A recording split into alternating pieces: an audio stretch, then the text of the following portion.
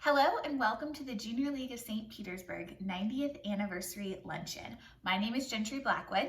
And my name is Mary Reed, and we've had the pleasure of co-chairing this celebratory luncheon this year. I don't have to tell you that the past 12 months have been unlike anything we've ever experienced before. And although we certainly wish that we could be all together in person to celebrate this milestone anniversary, we're thankful for technology that allows us to pivot and still find creative ways to be together. Yes, it has been incredible to see how our league has adapted to the rapidly changing times and found so many ways to continue to fulfill our mission. Today is going to be a chance to not only reflect on 90 years of service and fulfilling community needs, but also a chance to celebrate all that we have been able to accomplish this year by working together. So while you enjoy a yummy lunch from Chicken Salad Chick, you will hear from some of our league leaders on the importance of the league in our community over the past 90 years and how we plan to carry that legacy far into the future. And we'll also have some fun making a yummy dessert with our president-elect, Lauren Feaster. So over the next 45 minutes, we hope you relax, enjoy, and celebrate with us. We are so thankful that you are here and for your service to the Junior League of St. Petersburg. We hope that you are as proud as we are to be members of this wonderful organization. Good afternoon. My name is Megan Roach, and I have the honor of serving as the current president of the Junior League of St. Petersburg. Thank you so much for attending our virtual 90th anniversary luncheon. A quick big thank you to our 90th anniversary ad hoc committee for planning this beautiful luncheon. We all wish that we could be together in person, but it's so nice to be able to connect virtually to celebrate this monumental anniversary. It's hard to believe that we have been impacting the St. Petersburg community for 90 years. The league has grown and evolved over the years while remaining committed to its original goal of making a positive impact in our community. Our purpose of empowering St. Petersburg women by helping them develop civic leadership skills and giving them the tools to put their unique talents to work in our community remains as true and important today as ever. Our league training is second to none. Our members give back tirelessly to our community and go on to become major philanthropic and civic leaders. We have projects that span decades, like our library puppets and our back-to-school care fair, and we have been instrumental in the St. Petersburg area and strongholds like the Juvenile Welfare Board, the Museum of Fine Arts, and Great Explorations. Another historic JLSP project, the Science Center, is making a comeback, and we hope to be involved in that as well. Our reputation truly precedes us. I hope that you saw just a couple days ago on March 4th, our actual 90th anniversary, that it was officially Junior League of St. Petersburg Day in the city of St. Petersburg. Mayor Kreisman presented a proclamation to the City Council in February declaring it so, and I, along with several of other members, were able to attend that ceremony. While we were there, several members of the City Council shared memories of the Junior League of St. Petersburg and thanked us for our work. It was an honor to represent the league for such a special recognition. In addition to the mayor's proclamation, the Tampa Bay Rays lit up Tropicana Field in red and white to commemorate the day. It is truly such an amazing feeling to have the community join with us in our celebrations. We have so much to be proud of this year especially. I have said it countless times, but I truly cannot say it enough. I am so incredibly proud of how well our league has responded to the challenges that this year has brought. When events were canceled, our members pivoted gracefully and effectively. When the community called, our members answered enthusiastically. We have much to be proud of as members of the Junior League of St. Petersburg, and we are not slowing down. Enjoy the rest of the program, and thank you for supporting the Junior League and celebrating our 90th anniversary with us.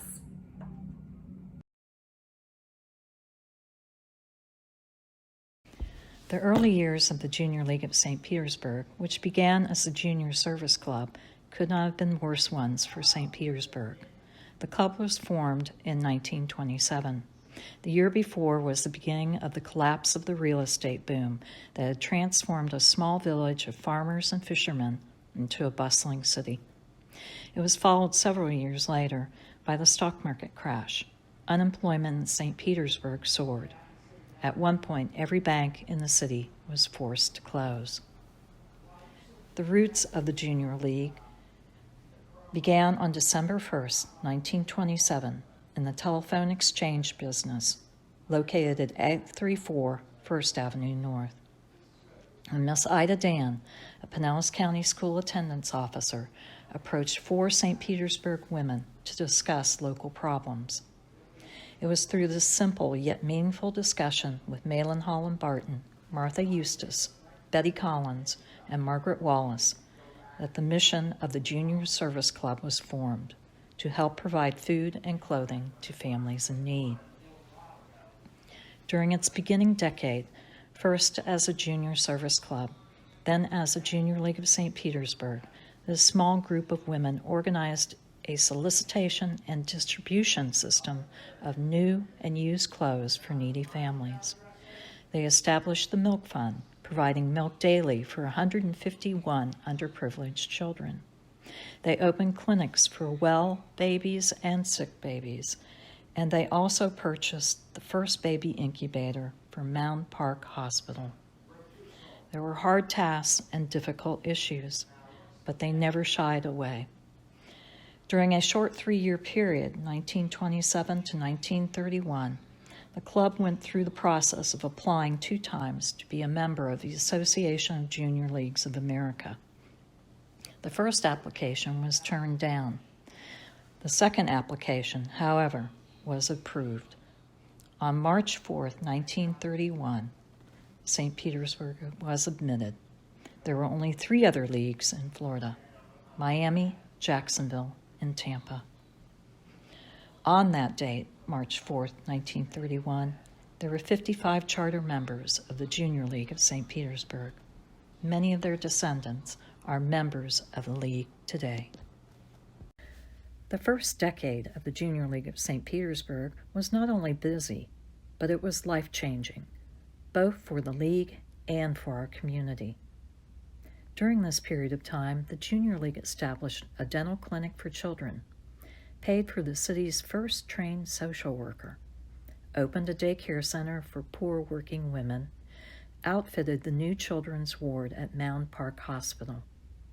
They also produced children's radio shows and established a bureau for neglected children. Most of these programs evolved into federal, state, and city programs that still exist to this day. The League was so successful at organizing and so committed that a visiting Association of Junior Leagues of America director suggested establishing a curfew forbidding league business after 6 p.m. or on Sundays. League members today still wrestle with the issue of balancing league and personal commitments. The League was resourceful in those days in underwriting these ambitious programs and projects. They wielded in-kind services from local businesses. They established a formula for fundraising that is still in place today. Throw fun parties and make people pay to come. They produced a cabaret. They became shop girls for a day at a local department store, receiving a percentage of sales. They even sponsored an amateur boxing match.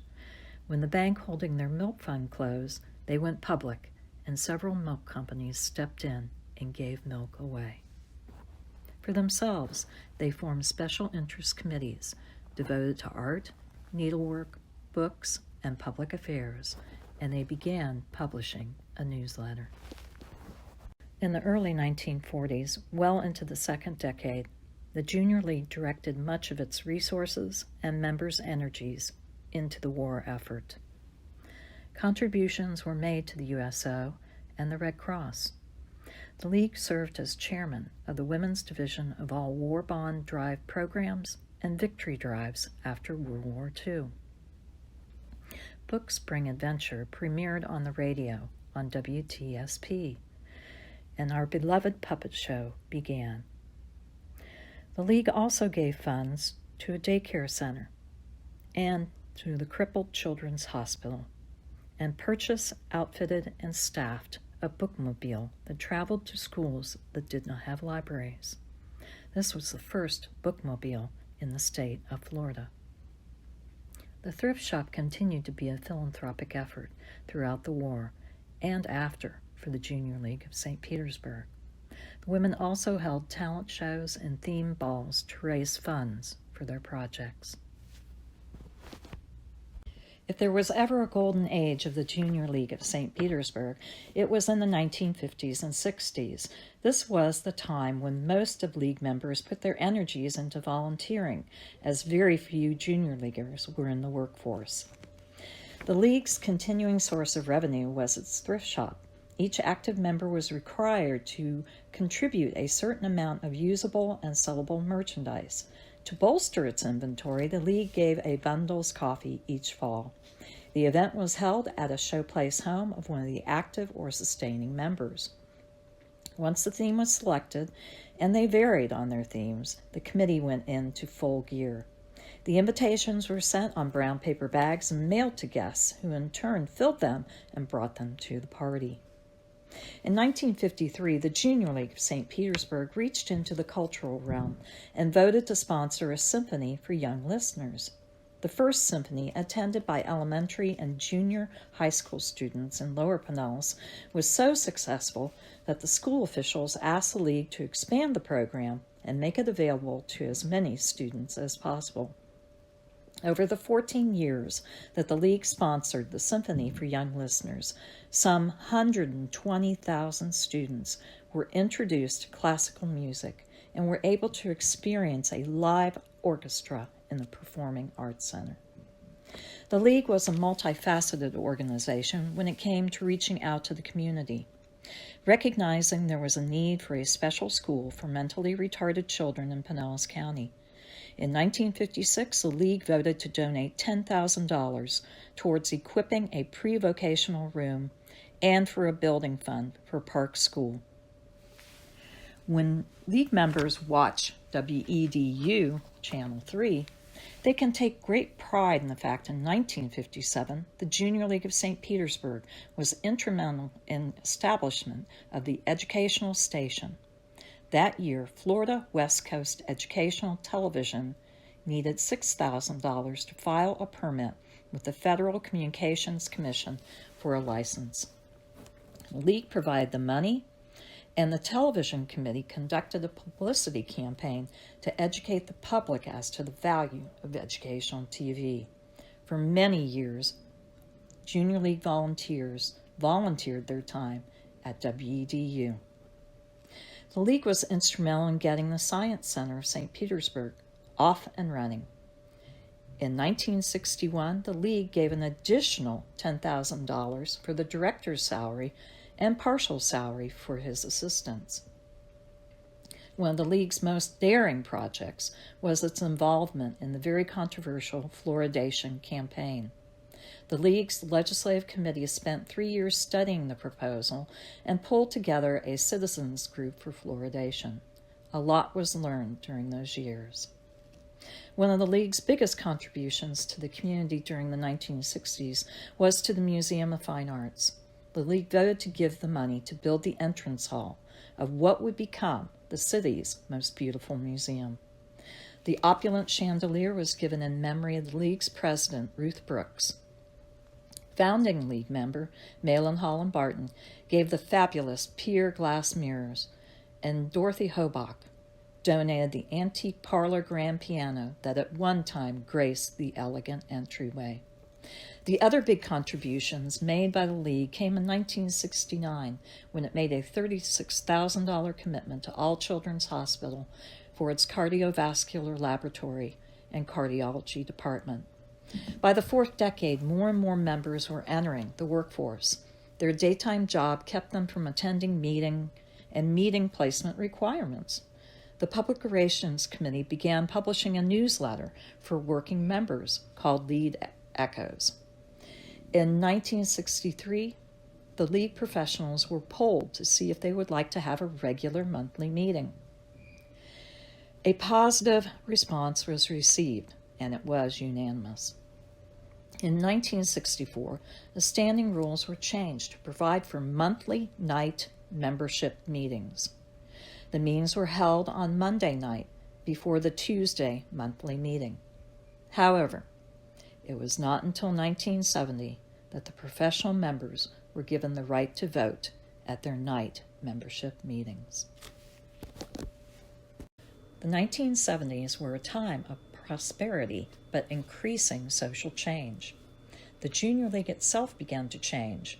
More professional women were joining the ranks and were finally given voting rights at membership meetings. But the leadership, both locally and nationally, was slow to respond to their special needs as volunteers, especially placements that accommodated their work schedules.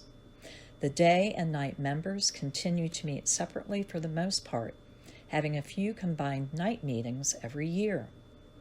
Unrest grew on both sides, and membership retention became an internal issue for the very first time for the Junior League of St. Petersburg. The League's external priorities began to shift too. Historically, the organization supported agencies with funds and volunteers for several years with a goal of helping them towards self-sufficiency. The Juvenile Welfare Board, WEDU, the Science Center, and the Museum of Fine Arts were all examples of that philosophy in the past.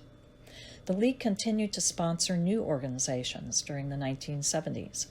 For example, members threw their support behind Palisades Theater, now known as American Stage, Pinellas Association for Retarded Children, PARC, the Pinellas Marine Institute, Ronald McDonald House, and the Spouse Abuse Center that evolved into CASA, providing multi-year funding and volunteer commitments. However, there was a growing desire to take on a big project. In 1976, League undertook probably its most complex project in its history. Known as Project Concern, it was a partnership with the City of St. Petersburg to start a crime prevention program. It was funded by a federal grant of $200,000 and more than $100,000 from the League over a 3-year period. The objective was to create a community-based system of policing that would involve neighborhoods. The idea was a good one, but ahead of its time, and it quietly went away. However, 2 decades later, the idea was resurrected by the city and is now a successful community policing program. The experience was a learning one for the Junior League and heralded changing times. St. Petersburg was now full of organizations and agencies, mostly begun with the help of the League.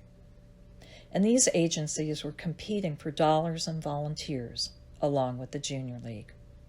With more options for women to be involved in the community, its social supremacy was no longer unquestioned. Internally, the League took small steps to reach out to working women and women of color.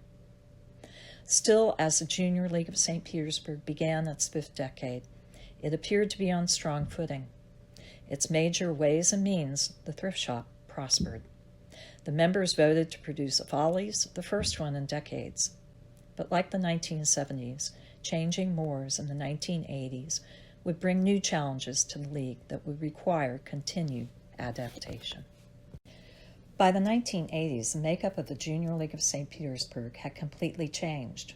In 1981, over half of the members were employed outside of their homes. Rather than lose these members, the Professional Advisory Committee worked to make the League a viable option for women in the workforce. The Junior League of St. Petersburg also adopted a non-discriminatory admission policy during this decade.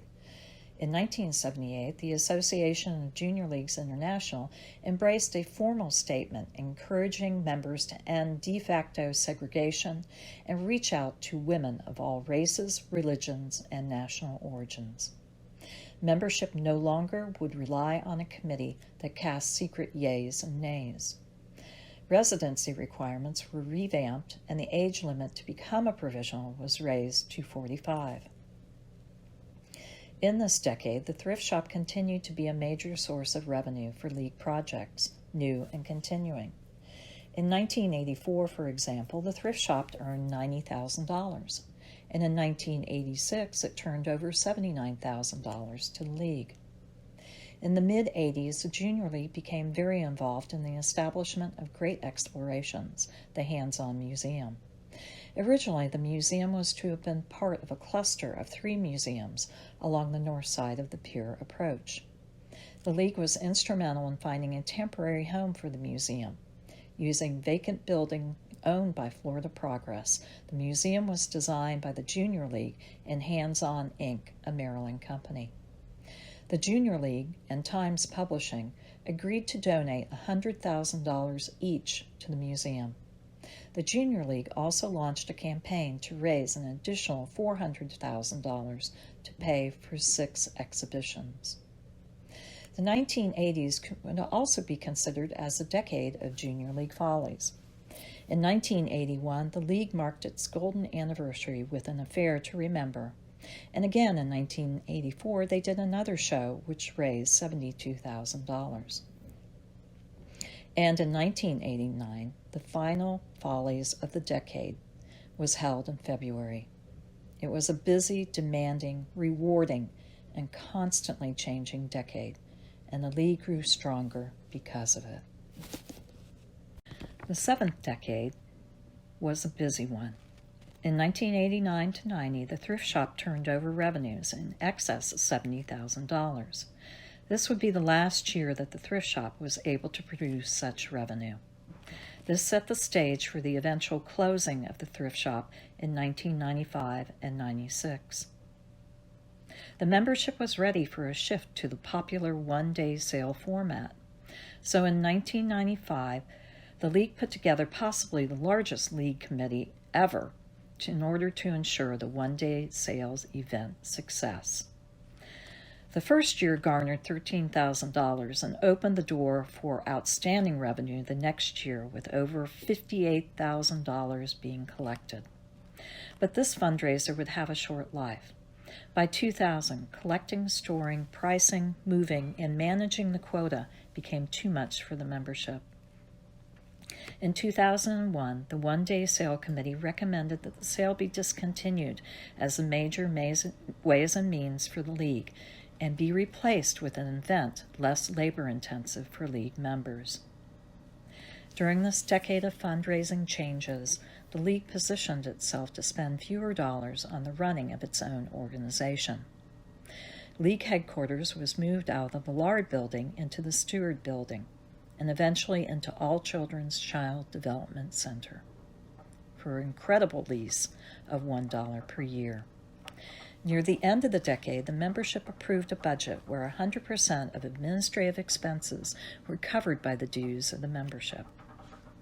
While the fundraising side of the League was going through challenges, the fund-giving side continued to fund projects it deemed valuable.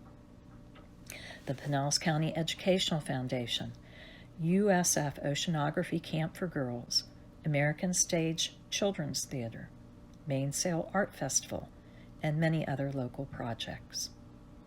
The League developed a vision statement which read, "The Junior League of St. Petersburg envisions a community where individuals and family have access to resources that assist in the development of healthy life skills." With this in mind, a new project was developed for the summer of 1996, a back-to-school care fair.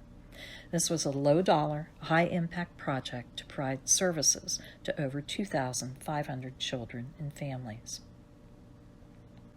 With the closing of the thrift shop and the termination of the one-day sale, fundraising revenues were down. A conscious decision was made not to allocate major funds until a League-developed project could be established. The League determined that a large project was needed to galvanize internal and external League community support. In 1997, the League began researching a high-dollar, high-impact project. The membership was surveyed, the data collected, in keeping with the vision of life skills for healthy families. The Family Visitation House was born and opened in the spring of 2001. In its 8th decade, the Junior League continued to add events to improve member satisfaction and raise funds for programs. Party Time Golf previewed in 2003 and was a proven fundraiser.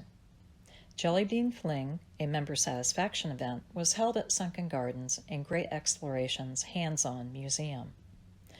All hands were on deck for the ever-popular Celebrate the Season, a 3-day holiday gift mart. It debuted in November 2003 at St. Petersburg's historic Coliseum. Over the years, Carefair moved venues from P-Tech to Tropicana Field to John Hopkins Middle School, and finally settled in Midtown's Johnny Rue Clark Health Center.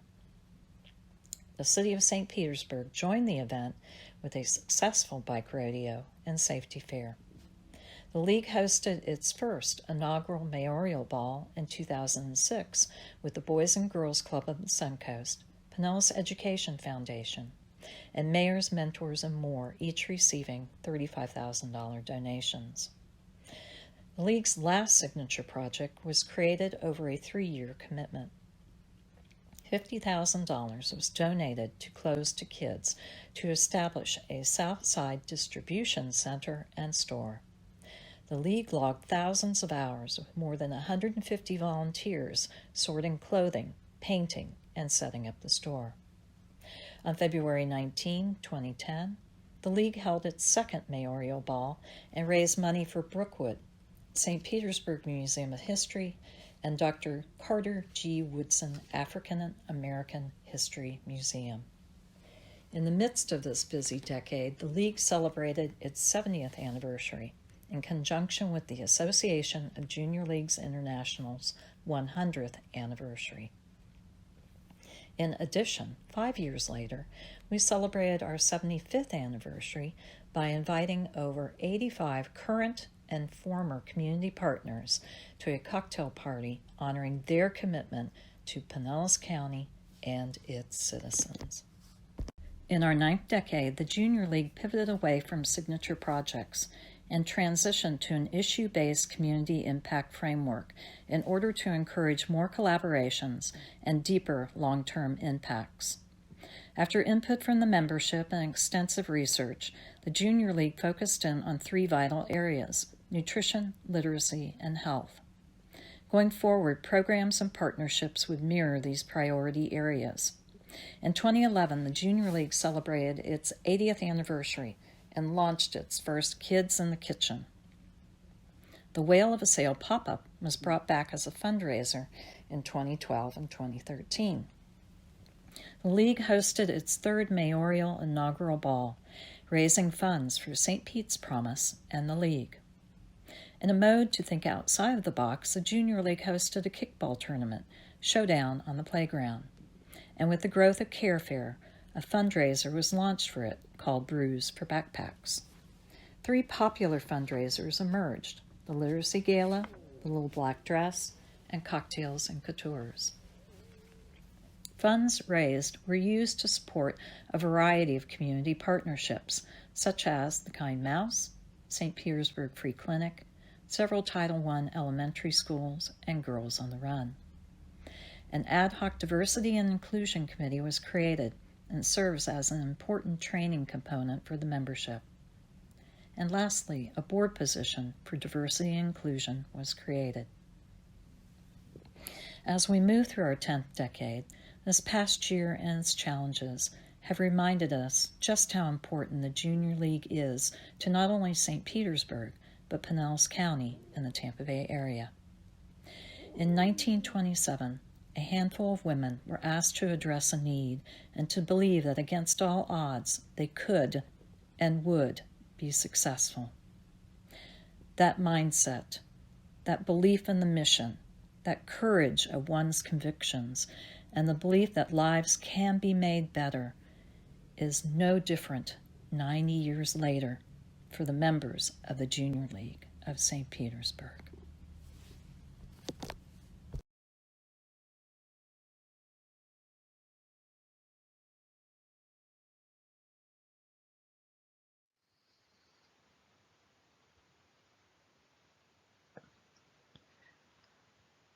Good afternoon.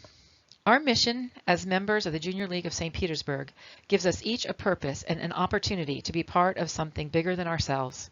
For 90 years, we have volunteered, serving to meet the needs of our community and being the catalyst for change. Today, we celebrate.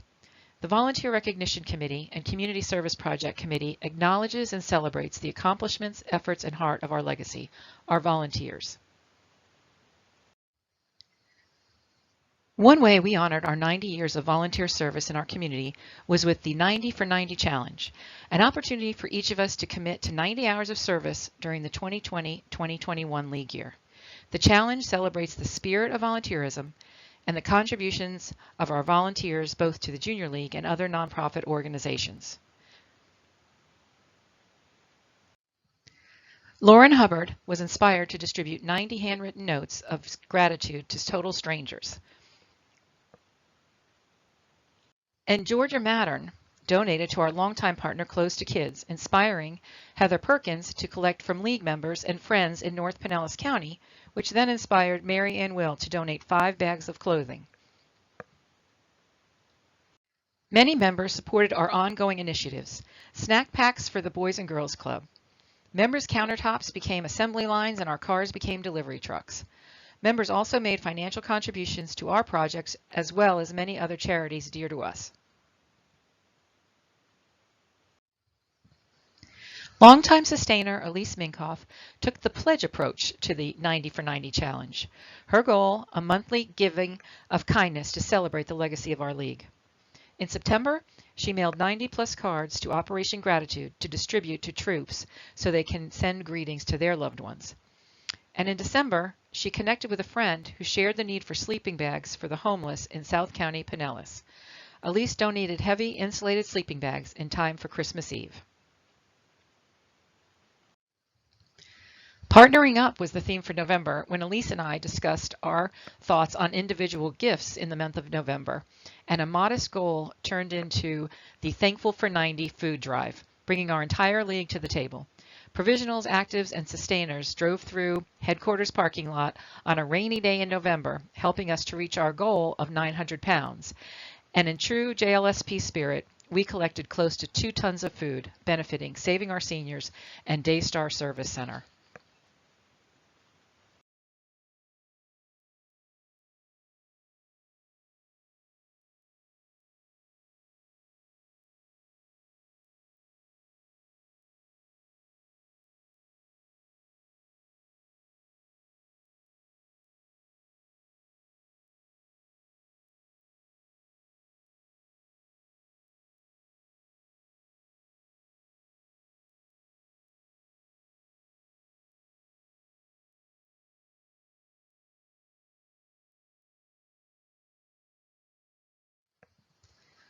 With the leadership of Aria Garling, the Community Service Project Committee assembled 2,000 goodie bags in honor of our anniversary.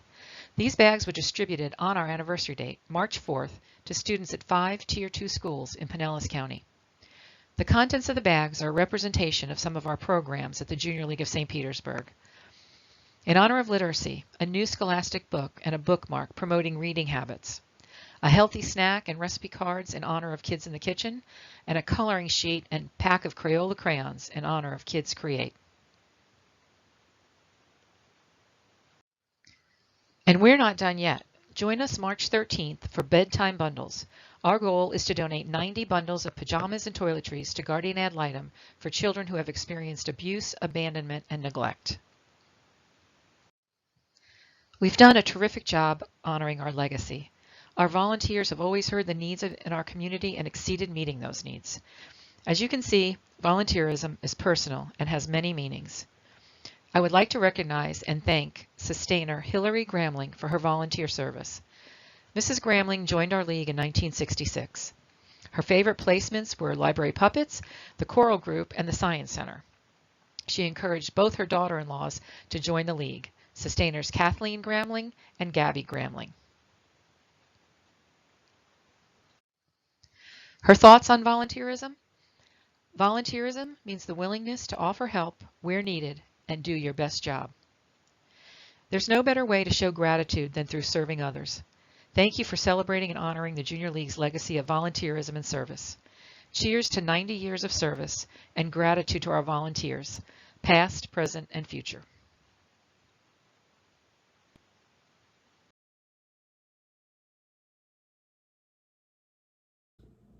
Good afternoon, ladies. I hope this finds you well. We hope that you've enjoyed our program so far today. Our committee has been hard at work putting together this 90th anniversary luncheon for you all, along with the committee chairs, Gentry Blackwood and Mary Reed. So big thank you to them and to the committee for all of their hard work over these last few months getting this prepared. We had to kind of pivot, as you all know. So we thought that we would do something a little more fun and interactive with you all and bring you desserts. So in your luncheon kit, there should be a little dessert packet, and in there is also a recipe card. It's for Meemaw's Quickie Blueberry Pie. Meemaw is my grandma. So I will let you all kind of get your ingredients out. It's very few ingredients, which is what makes it so quick. But amazingly, with just 3 ingredients, it is absolutely delicious. So if you get all of your ingredients out, and we will start making my grandma's blueberry pie. My grandparents actually had a blueberry farm in Claremont, Florida for years and years and years. My grandfather is actually in the citrus industry, but just had a blueberry side business just for fun. And as a kid, it's just one of my absolute favorite memories, going there really and truly to ride on the golf cart and drive my grandma crazy. But we had so much fun going and picking blueberries growing up. So a lot of my recipes from my grandma, my Meemaw, have to do with blueberries. So some of my favorite of her recipes are her blueberry muffins. They are the best. And blueberry quickie pie, blueberry pancakes, you name it, she made it. So today I am bringing you the pie. Normally you would go ahead and have a 9-inch pie crust already baked and cooled. And you could make your own pie crust. You could just use Pillsbury like I do. I cheat. But go ahead, you would normally have to go ahead and bake that, let it cool. Today we just gave you these little mini graham cracker crusts just because it was easy, and they're already baked. So you will take your crust, and again, don't follow the recipe card because it's not exact. In your kit, we have a little bit more closer to like 1/4 cup of blueberries. So this pie could not get any easier. You literally just dump your blueberries in your bowl. It is blueberries, sweetened condensed milk, and a little bit of lemon juice. So you'll go ahead and put your sweetened condensed milk in. And I do not know what it is about these 3 ingredients that makes it so good, but it is just to die for, and a family favorite in our family. And just it's actually, if you want to know, if you want to cheat a little bit, it's one of my go-to desserts that I take to people once they've had a baby or moved into a new home. So you can thank me later, but people just go on and on about how delicious it is, and it couldn't be any easier. So you guys now all know my little secret. And then a little bit of lemon juice. Again, all these ingredients are already in your packet and they're already pre-measured out. So don't even worry about measuring them. Go ahead and just mix all of that up. Now, normally you would like to maybe let it chill for a little bit, and you could today too. Let it chill for, it's so small, honestly, probably 15 minutes, and it would be even better. But you mix all the ingredients up and you just put it into your little pie crust, and it really can be eaten right away. It is ready to go, but if you like a little bit more of a chilled pie, I suggest that you put it in the refrigerator and chill it for a few minutes and then dig in. And there you go. There is Meemaw's Blueberry Quickie Pie. I hope that you find this recipe delicious. I hope that you will now also use it for years to come in your household. And I just thank you for being here today. Again, we thank you for supporting the 90th and for buying a ticket to the luncheon. And we hope that you've just enjoyed the program. We hope that you've enjoyed creating this little dessert with us and just a fun little interactive activity. And I hope that you have a good rest of your day.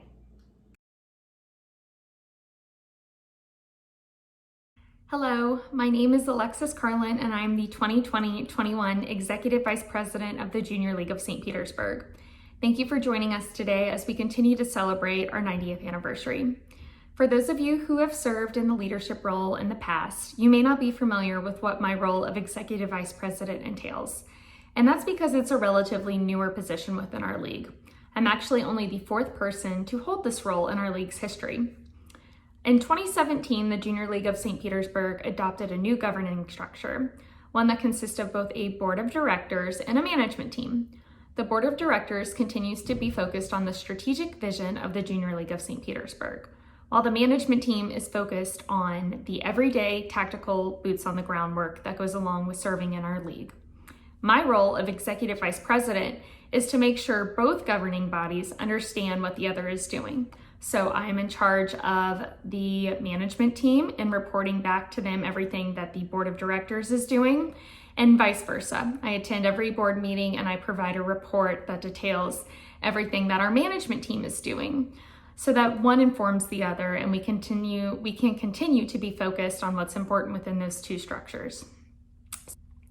The management team consists of an executive vice president-elect, a finance vice president, a community vice president, a communications vice president, a development vice president, membership vice president, corresponding secretary, and a nominating chair-elect.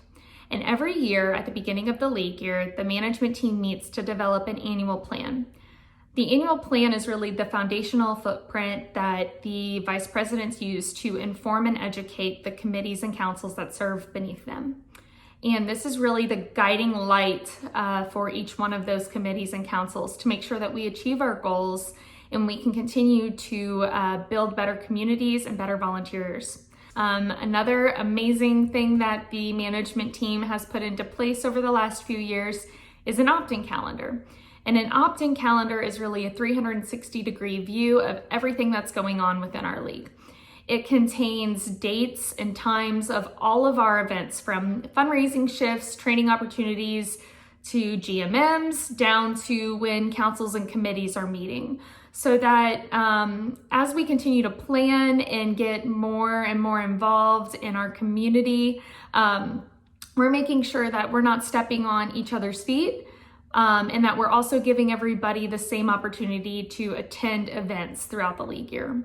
So those two items have really been fundamental in our development as a management team and have really allowed us to improve our communication back to the board of directors. As we continue to move forward in our league's history with this new governance structure, I'm really excited to see what we'll be able to achieve.